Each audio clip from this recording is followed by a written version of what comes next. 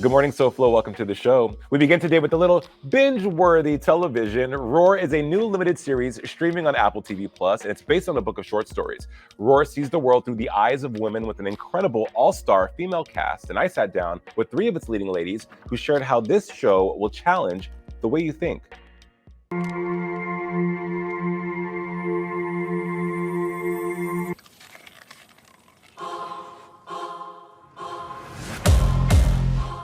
It's Mommy's first day back to the office this week. I don't want you to go. Don't go.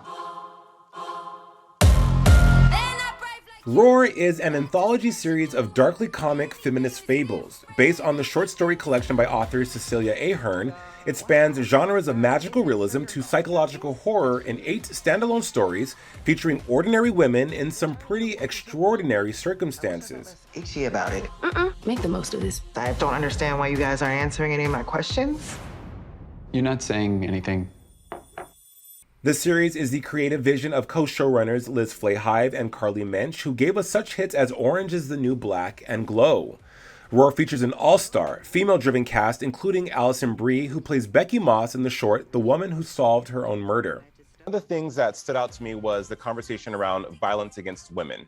Was that something that you guys talked about in the writer's room as having something that would strike a chord with the audience? Certainly. I think even the way that we all sort of constructed Becky as a character was in a way to address the victim blaming that can go on when we talk about violence against women. You know, Becky is a woman who likes to wear makeup. She likes to look attractive. She enjoys attention from men.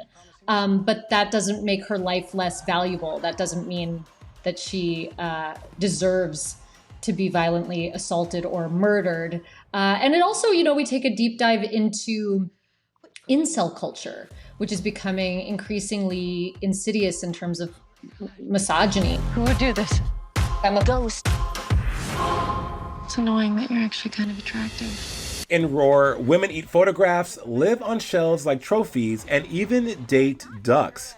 And the woman who is fed by a duck, Emmy winner actress Merritt Weaver, plays Elisa, a woman who finds herself in an emotionally abusive relationship with a duck. I made this sourdough. Why would I eat that?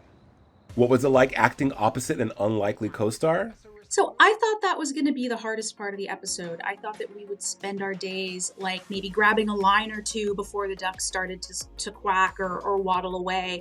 And instead it was, Justin the duck was wonderful. I would play my scenes to him and he was very alive. He's obviously an alive creature and would watch me and would listen to me and would kind of respond, sometimes vocally, sometimes with his body. And then I would have Justin Kirk, the actor, very generously coming in every day, scene after scene, take after take, standing right off camera and playing the scenes with me with an earshot. So I had these two very alive and unpredictable points of reference. And I found that really helpful and exciting and a fun way to play for a few weeks. Roar storytelling is multi-generational, showcasing women of all ages, one of which is Stewart, who plays Jane in The Girl Who Loved Horses. Jane is a young woman who sets out to avenge her father's murder in an episode that approaches the Western genre through a feminist lens. Throughout the short, she befriends a young woman named Millie, who completely challenges her beliefs and forces her to come to terms with her grief and personal thoughts on revenge. You want to take revenge like a man, you gotta dress like one. Or not take revenge is the other option. What is the lesson to learn from The Girl Who Loved Horses?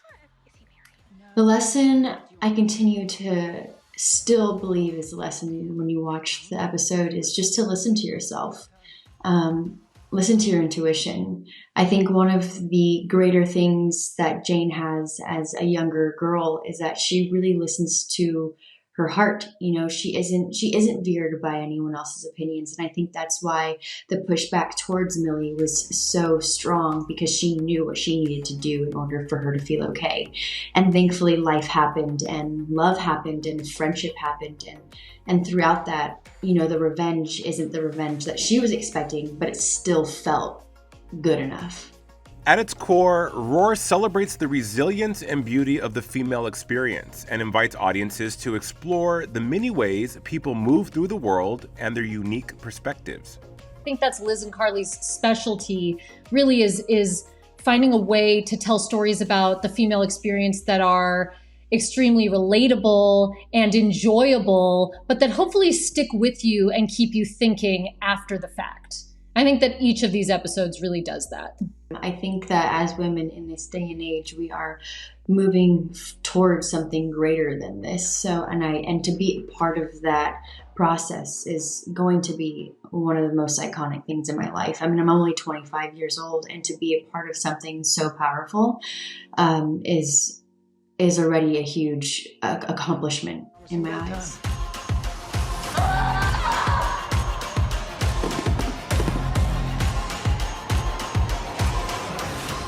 I really don't know how you ladies do it. Oh, witchcraft, mainly. Oh, if I am a ghost, why am I still getting cramps? Oh!